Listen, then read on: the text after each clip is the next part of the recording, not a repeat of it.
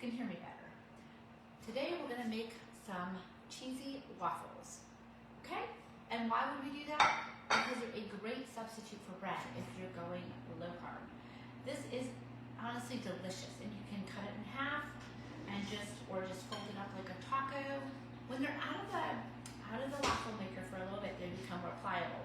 If you like them crispier, you can throw them in an air fryer for a little bit or into the oven. But let's go ahead and make it. It's so easy. The first thing I did was shred my cheese. So we're gonna use the shredder that I use because I wholeheartedly believe you need to shred your own cheese. And it takes a few seconds, I get it, but you don't get all the processy junk that they put on there.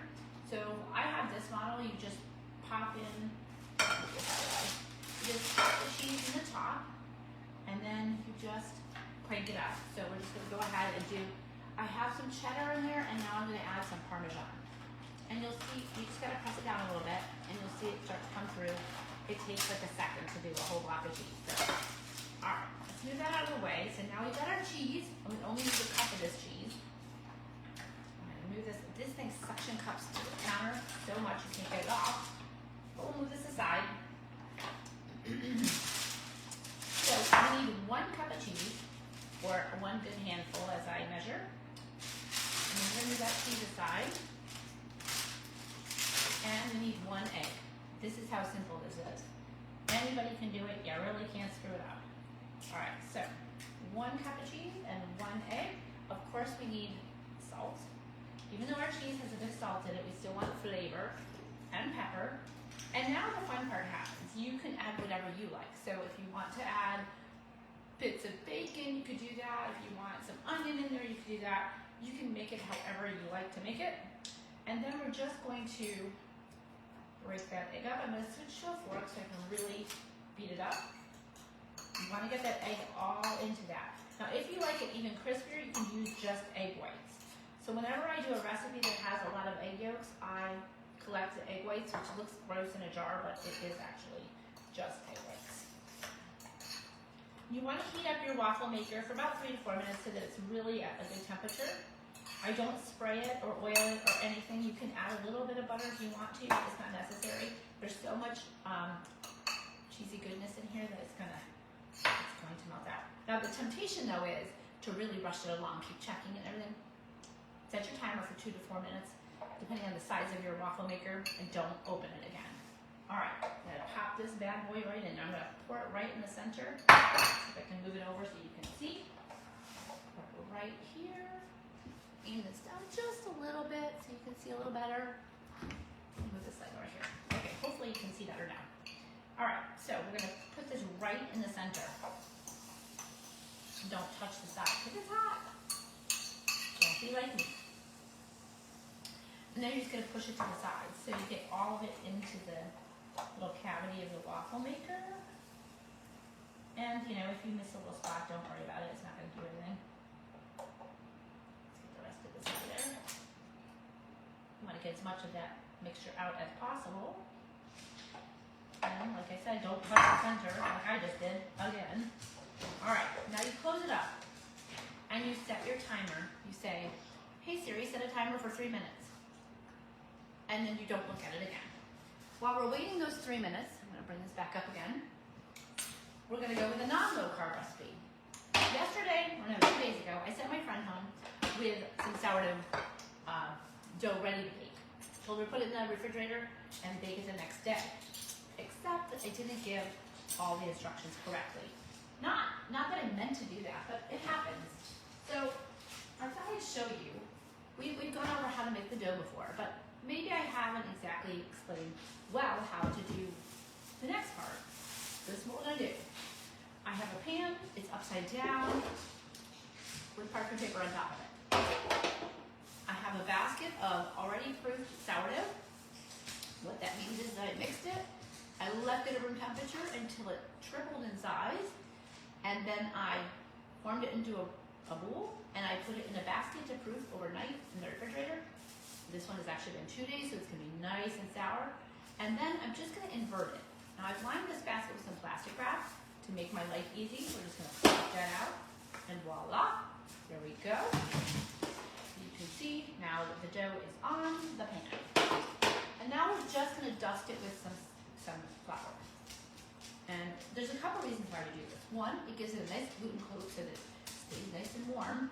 And two, when we go ahead and score the dough, it's not gonna drag the dough, it's gonna cut through nicely.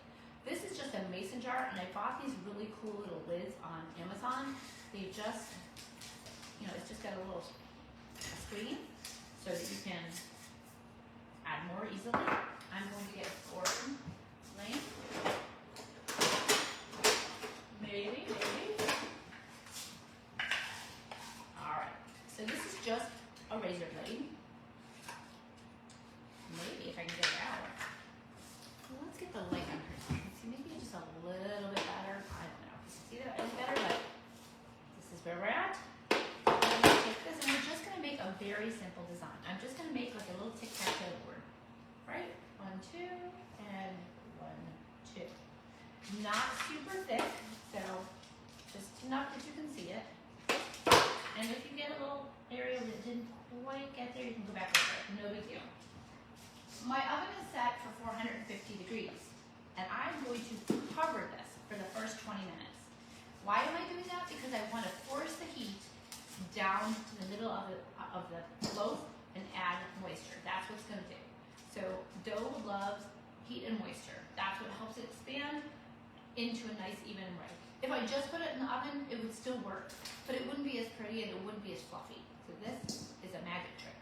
If you don't have that, you can cover it with foil, or you can put it in a turkey roasting bag and seal it up. That's also going to force that moisture in there. And that's our timer for our waffle. So I'm going to stop talking and put this in the oven. 20 minutes covered, and then 20 minutes uncovered. So we'll set our timer again. Hey Siri, set a timer for 20 minutes. That is the best feature ever. Okay, let's take a look at our waffle.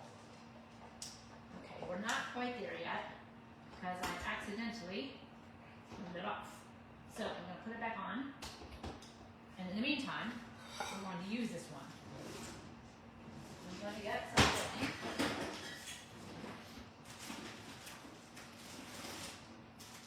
Now, I don't know about you, but I love prosciutto.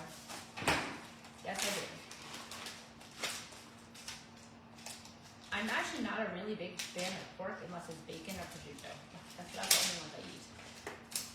Some salamis, but mostly I'm not a fan. Okay, so like I don't like pork chops and I don't like roast or anything like that. So this is my favorite. I'm just gonna put that right on there.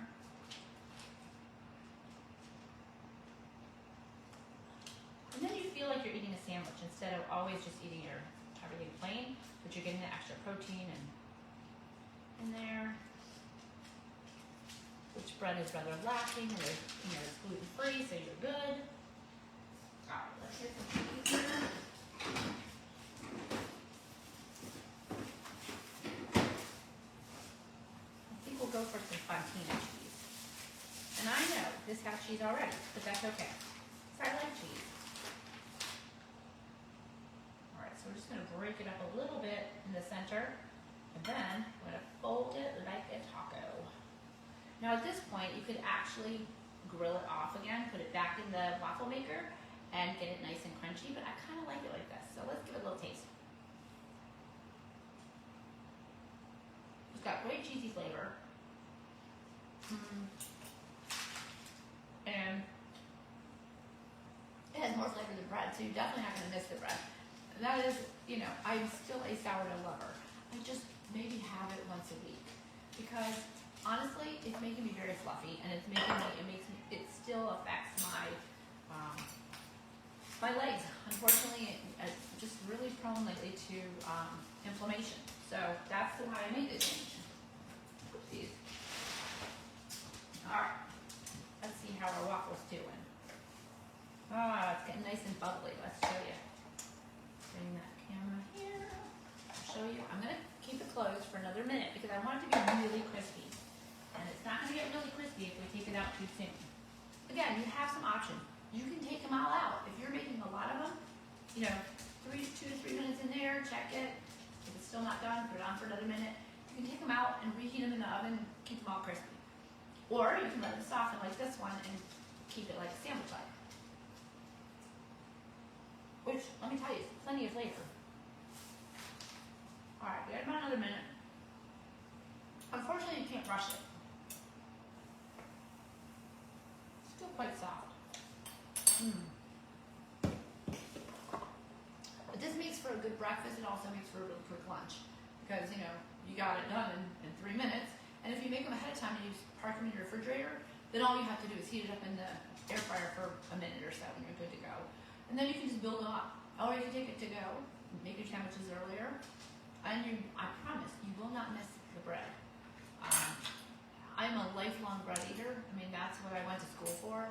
Not initially, but I went to the King Arthur School to take their Masters of Bread Baking class, and I absolutely love bread. I love baking bread. I love everything about it, except for the fact that I don't love the weight that I put on or the inflammation that I get from it. So this has been a great alternative, and I really encourage you to try it. Good morning, good morning. I actually can see comments today. This is amazing. So let me know if you can hear the microphone really well. And let's see how we're doing here. All right, I think we're just about ready. Now here's the trick. You're gonna have to use your fork and separate it out. So you're gonna push it in towards the center, because sometimes it doesn't want to come out.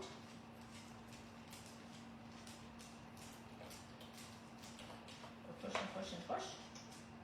And then you're just gonna use that fork and your Teflon fingers and move it off to the side. And you'll see that it's kind of a little wiggly here, but it will firm up as it cools.